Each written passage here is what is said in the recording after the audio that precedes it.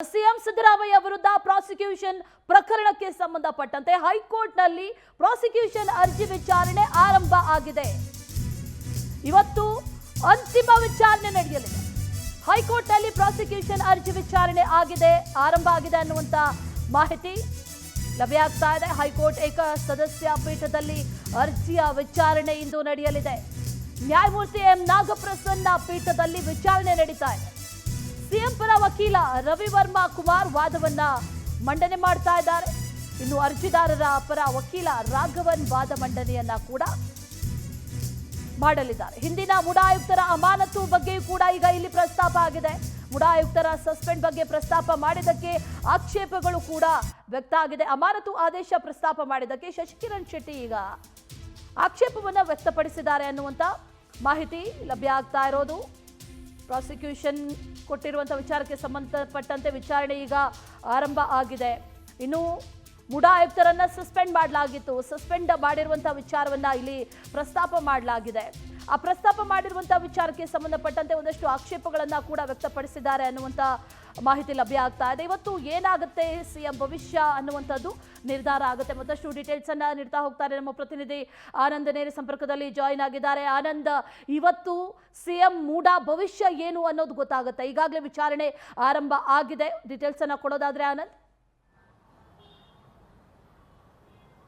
ಅಶ್ವಿನಿ, ಪ್ರಮುಖವಾಗಿ ಈಗಾಗಲೇ ವಿಚಾರಣೆ ಆರಂಭ ಆಗಿರ್ತಕ್ಕಂಥದ್ದು. ಇವತ್ತೇ ಅಂತಿಮವಾದಂಥ ಒಂದು ತೀರ್ಪು ಹೊರ ಬೀಳ್ತಕ್ಕಂಥ ಒಂದು ಸಾಧ್ಯತೆ ಇದೆ. ಯಾಕೆಂತಂದರೆ ಹಿಂದೆ ನ್ಯಾಯಾಧೀಶರು ಹೇಳಿದರು, ಸೆಪ್ಟೆಂಬರ್ 9ನೇ ತಾರೀಕು ನಾವು ತುಷಾರ್ ಮೆಹ್ತಾ ಅವರಿಗೆ ಅವಕಾಶವನ್ನು ಕೊಡ್ತೀವಿ, ಸೆಪ್ಟೆಂಬರ್ 12ನೇ ತಾರೀಕು ನಾವು ಅಭಿಷೇಕ್ ಮನು ಸಿಂಘವಿ ಅವರಿಗೆ ವಾದವನ್ನು ಮಾಡೋದಕ್ಕೆ ಅವಕಾಶವನ್ನು ಕೊಟ್ಟು ಆವತ್ತೇ ಒಂದು ವಾದವನ್ನು ಮುಕ್ತಾಯ ಮಾಡ್ತೀವಿ ಅನ್ನೋ ಒಂದು ವಿಚಾರವನ್ನು ಹೇಳಿದರು. ಈ ಹಿನ್ನೆಲೆಯಲ್ಲಿ ಇವತ್ತೇ ಅಂತಿಮವಾಗಿ ಮನು ಸಿಂಘವಿ ಅವರ ವಾದವನ್ನು ಆಲಿಸಿದ ನಂತರ ನ್ಯಾಯಾಧೀಶರು ತೀರ್ಪನ್ನು ಪ್ರಕಟ ಮಾಡ್ಬೋದು ಅಥವಾ ತೀರ್ಪನ್ನು ಮುಂದಕ್ಕೆ ಆಗ್ತಕ್ಕಂಥ ಅಥವಾ ಕಾಯ್ದಿರಿಸ್ತಕ್ಕಂಥ ಒಂದು ಕೆಲಸವನ್ನು ಮಾಡ್ಬೋದು. ಈಗಾಗಲೇ ಅಭಿಷೇಕ್ ಮನು ಸಿಂಘವಿ ಅವರು ಕೂಡ ವಾದವನ್ನು ಮಾಡಿದ್ದಾರೆ. ಪ್ರಮುಖವಾಗಿ ಇಲ್ಲಿ ಹಿಂದೆ ಮಾಜಿ MD ಆಗಿರ್ತಕ್ಕಂಥ ದಿನೇಶ್ ಕುಮಾರ್ ಅವರನ್ನು ಸರ್ಕಾರ ಅಮಾನತು ಮಾಡಿತ್ತು. ಮೇಲ್ನೋಟಕ್ಕೆ ತಪ್ಪು ಅಲ್ಲಿ ಕಂಡು ಬಂದ ಹಿನ್ನೆಲೆಯಲ್ಲಿ ದಿನೇಶ್ ಅವರನ್ನು ಅಮಾನತು ಮಾಡಲಾಗಿದೆ ಅಂತ ಸ್ನೇಹಮಯಿ ಕೃಷ್ಣ ಅವರ ಪರ ವಕೀಲರಾಗಿರ್ತಕ್ಕಂಥ ರಾಘವನ್ ಅವರು ವಾದವನ್ನು ಮಾಡಿದ್ರು. ಆದರೆ ಇದಕ್ಕೆ ಅಭಿಷೇಕ್ ಮನು ಸಿಂಘವಿ ಅವರು ಆಕ್ಷೇಪವನ್ನು ವ್ಯಕ್ತಪಡಿಸಿದ್ದಾರೆ. ಈಗಾಗಲೇ ನಾವು ಆ ಒಂದು ಆದೇಶವನ್ನು ಏನು ಅವರನ್ನು ಅಮಾನತು ಮಾಡಿದ್ವಿ, ಆದೇಶವನ್ನು ಹಿಂಪಡೆದಿದ್ದೀವಿ. ಯಾರಿಗೆ ಆ ಒಂದು ಹಿಂಪಡೆದಂಥ ಆದೇಶವನ್ನು ತಲುಪಿಸಬೇಕು ಅವರಿಗೆ ತಲುಪಿಸಿದ್ದೀವಿ. ಮತ್ತು ಇಲ್ಲಿ ಪ್ರಮುಖವಾಗಿ ರಾಜ್ಯಪಾಲರು ಪ್ರಾಸಿಕ್ಯೂಷನ್ಗೆ ಕೊಟ್ಟಿರ್ತಕ್ಕಂಥ ವಿಚಾರದಲ್ಲಿ ಯಾವ ಕಾರಣಕ್ಕೆ ಪ್ರಾಸಿಕ್ಯೂಷನ್ಗೆ ಅನುಮತಿಯನ್ನು ಕೊಟ್ಟಿದ್ದಾರೆ ಅನ್ನೊಂದು ವಿಚಾರವನ್ನು ನಿಖರವಾದಂಥ ಒಂದು ಮಾಹಿತಿಯನ್ನು ಅವರು ಕೊಟ್ಟಿಲ್ಲ ಅನ್ನೊಂದು ವಿಚಾರವನ್ನು ಪ್ರಸ್ತಾಪ ಮಾಡಿದ್ದಾರೆ.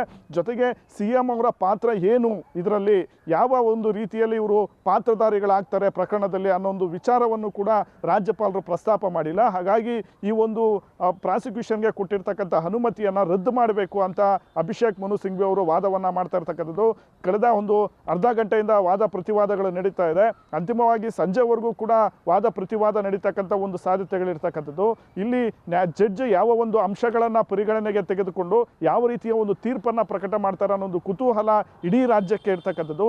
CM ಅವ್ರಿಗೂ ಕೂಡ ಒಂದು ರೀತಿ ಟೆನ್ಷನ್ ಅನ್ನು ಶುರುವಾಗಿರ್ತಕ್ಕಂಥದ್ದು.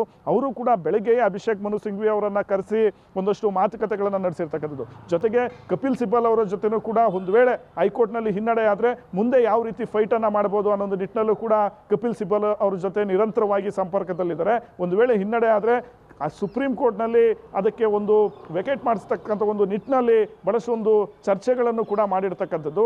CM ಸಿದ್ದರಾಮಯ್ಯನವರು ಕೂಡ ಈ ಪ್ರಕರಣದಲ್ಲಿ ಯಾವ ರೀತಿ ಒಂದು ಭಾಗಿಯಾಗಿದ್ದಾರೆ ಇಲ್ವಾ ಅಥವಾ ಜಡ್ಜ್ ಯಾವ ರೀತಿಯ ಒಂದು ಆದೇಶವನ್ನು ಪ್ರಕಟ ಮಾಡಬಹುದು ಅನ್ನೋ ಒಂದು ಕುತೂಹಲ ಸದ್ಯಕ್ಕೆ ಇರ್ತಕ್ಕಂಥದ್ದು. ಸದ್ಯ ಅರ್ಧ ಗಂಟೆಯಿಂದಲೂ ಕೂಡ ವಾದ ಪ್ರತಿವಾದ ನಡೀತಾ ಇದೆ.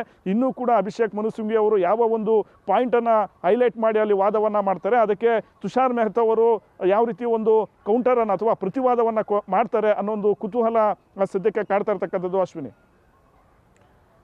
Okay Anand, thank you ಡೀಟೇಲ್ಸ್ಗೆ.